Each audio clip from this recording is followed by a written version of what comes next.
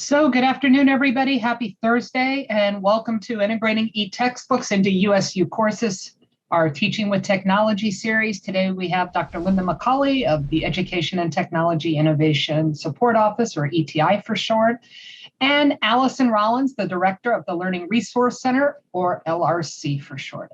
Thank you very much for joining us. You will be able to find this recording and share it with your friends and colleagues on YouTube, and we'll post the link at the end of the session in the chat. Thank you very much, and I'll send it off to Dr. McCauley and Ms. Rollins. Thank you. Today, our objectives are that by the end of this session, you should be able to identify e-textbooks and e-resources that we have licensed here by the LRC. We will also show you how to request to acquire new e-textbooks or online resources if we don't currently own them. We'll talk about some of the restrictions and caveats and timeline limitations for acquiring that new content. We'll teach you how to find those permalinks for an e-resource that we own and how to get help with doing e-reserves. And we will also talk a little bit about integrating that copyrighted e-text content into your teaching materials. And we will show you at the end how to get those links and then put them into your Canvas site, but it works the same way in Sakai as well. Thank you very much, Linda. Everything that we will cover today is included in what we call a library guide or research guide. The URL is here on this page, and I think we can throw it into the chat if you want easy access to it. So if you ever have any questions, feel free to return to that guide, or you can watch the video if you'd like. So I'd like to talk about some of the advantages and some of the limitations of using these e-resources, e-textbooks, e-books, electronic articles. One is that they are lightweight and they are very easy if you have to travel. And a lot of our students will travel extensively during their time at USU. And so this is an advantage in them when they're packing their suitcases and getting ready to maybe travel across the country. Some of the editions will automatically be updated. So if a textbook is issued for perhaps their second year, we don't have to worry about having outdated information by the time that the book that was issued their first year is finally in use. Many of the vendors will allow the downloading of content. Many vendors also offer bonus content, videos or Q banks or other supplemental materials, some of which can be downloaded for presentation. So if you want to include an image or a diagram from a textbook into a slide set, many of these vendors and these platforms will allow that. They also allow personal accounts, which will allow you to bookmark or highlight or make notes or export those notes. And oftentimes these e-resources or e-textbooks in particular will be less expensive to purchase from the online platform than they might be to purchase in hard copy and to distribute. So those are some of the advantages. Some of the limitations, though. If you lose your internet, you might remember a few years back, the internet went out for several days here on campus and people had to go home in order to work for it. So if you lose your internet, you might lose access to this e-resource. Or if you're on the metro, you might not have access to it if you haven't already downloaded it. Some editions are automatically updated over time, which means that the pages and chapters that you mark down in your syllabus might be changed when they get a new edition is pushed forward. And also the links to it as well might change. Some of our vendors limit the number of concurrent users, so the number of people who could be using an e-resource at a given time. Other ones allow unlimited concurrent users, so the entire class could be in and using a resource at one moment. Oftentimes people might be frustrated that they have to create a personal account, but sometimes those are required to kind of access the additional content. And finally, not every textbook can be licensed as an e-textbook. And you might have noticed that I use a lot of many, some, sometimes. That's because a lot of these platforms have their own rules, and they're not always the same from platform to platform. I hope that one kind of the take-home lessons from all of this is that if you have any questions, feel free to ask the LRC staff. We are familiar with the quirks of these many different vendors and their platforms, and we'll try to make sure that we had given you all the information you need in order to use them without any disappointment. As a very quick overview of the workflow, if there's a specific resource that you know you want to use, Power Search from the LRC's homepage is the best place to start.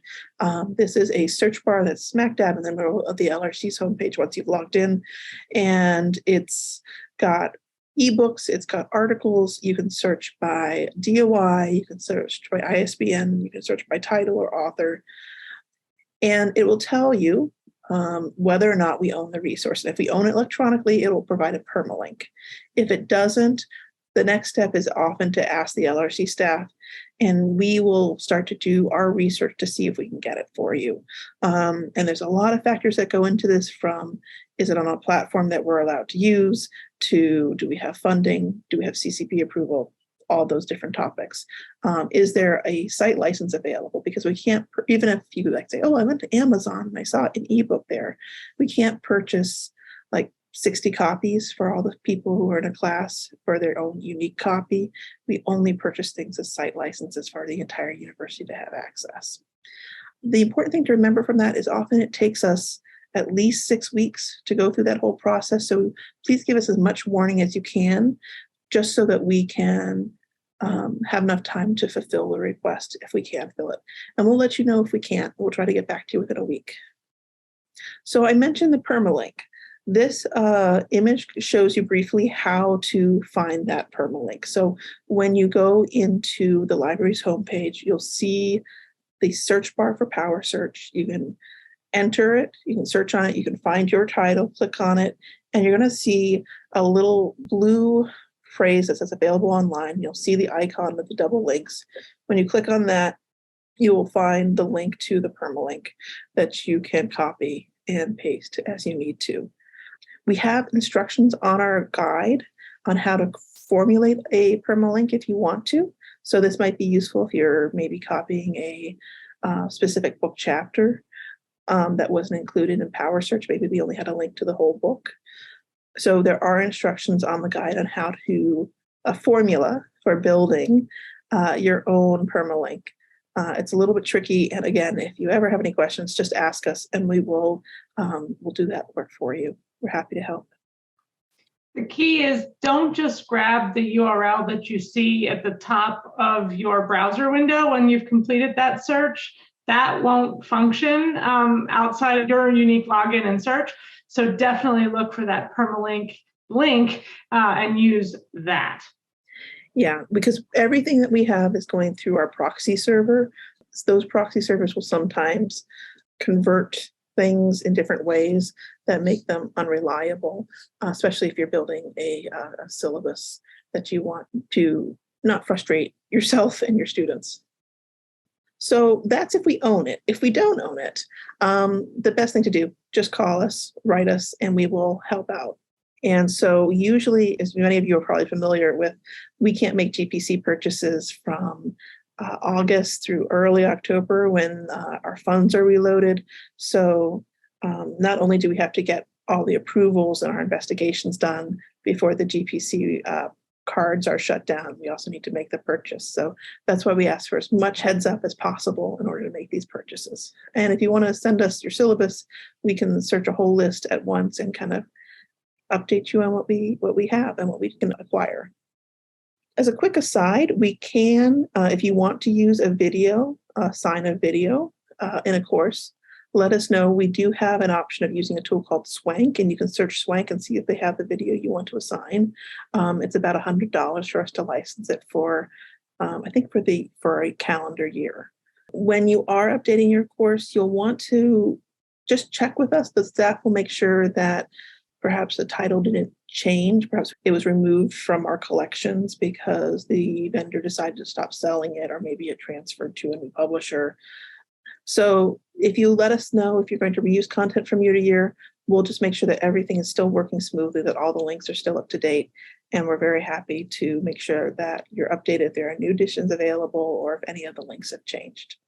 The final resource that I want to make sure that everyone knows about is our course reserves. So we have electronic course reserves. The library staff member will build your course resource for you if you'd like us to.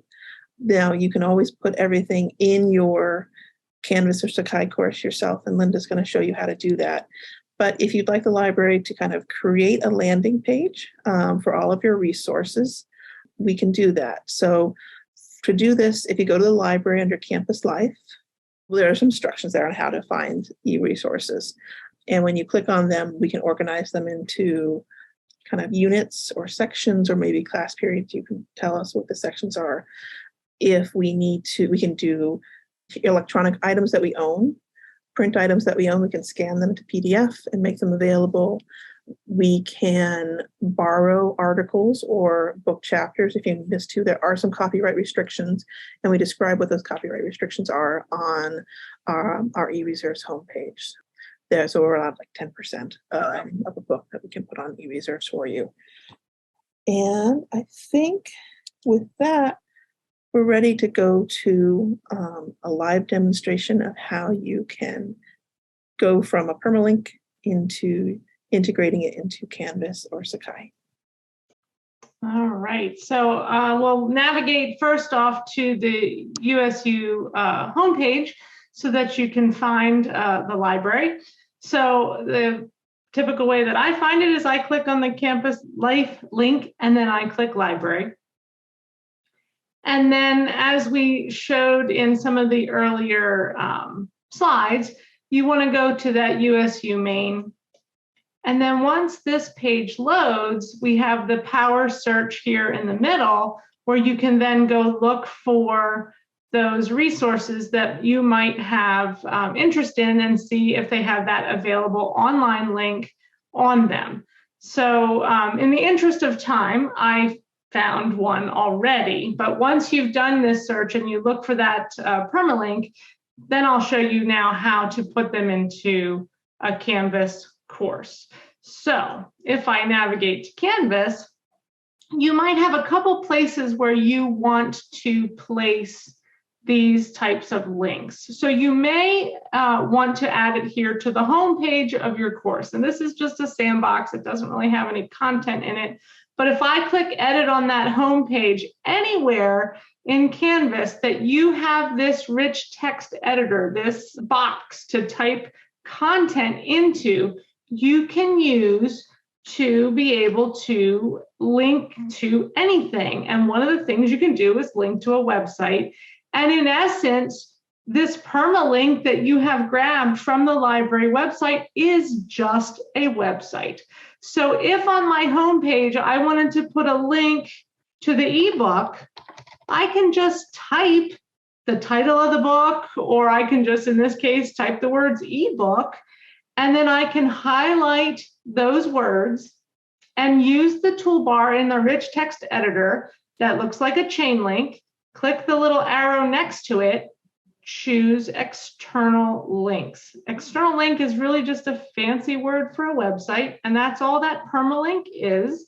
So in the link box, then I'm just going to paste the link that I had already previously found, and I'm going to click done. And you'll see it flashed yellow for a split second to tell me that the link was added, but I have to make sure I click update syllabus at the bottom here, or save if you're on a page elsewhere in Canvas, so that it saves the change. And now when I click this link, it's going to go to the LRC and jump right to the resource so that I can then go in and read this content. Now, of course, you see here, it's saying I have to sign in. I hadn't signed in before, so and that's important, right? You need to sign in order to get to the access of the item. If you click on the full text availability right above, like LWW. Yes. And now it's going to load for me. And I literally see every chapter of the book. And as a student, I can go through and read everything that you might assign. Okay. Alternately, you may want to put links to your ebook in the modules of your course. So same kind of thing. You click the modules link, And then let's say I wanted to put it here with my syllabus in this module. I can click that plus sign across from that module heading. And in this case, I want to add an external URL. So from the drop-down list here, you're going to choose that external URL, paste that website into the box. I really don't want that gobbledygook to show up in the module. I want it to be the title of the book, and I don't remember the title of this book, so I'm just going to pretend it's something like that. And then I do recommend keeping the load in a new tab checked, because then it will open up in a new tab in the browser so that they have the full screen real estate to look at that textbook, as opposed to being stuck within the panel within Canvas. And then click that add item, so that now we have an eText title listed here. Notice currently it is not published, so students would not see it. I have to make sure I publish that by clicking the circle so it's green. I also need to publish the module it's in so that everything underneath it is visible, so I'll do that.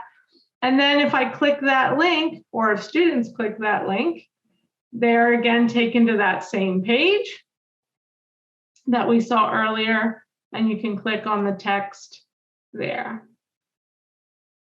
It really is helpful if you have e-resources, not just textbooks, but anything that we have in the LRC that happens to be available online, articles, movies, like you were saying earlier, any resource that we have in the LRC that has that available online link can be used this way.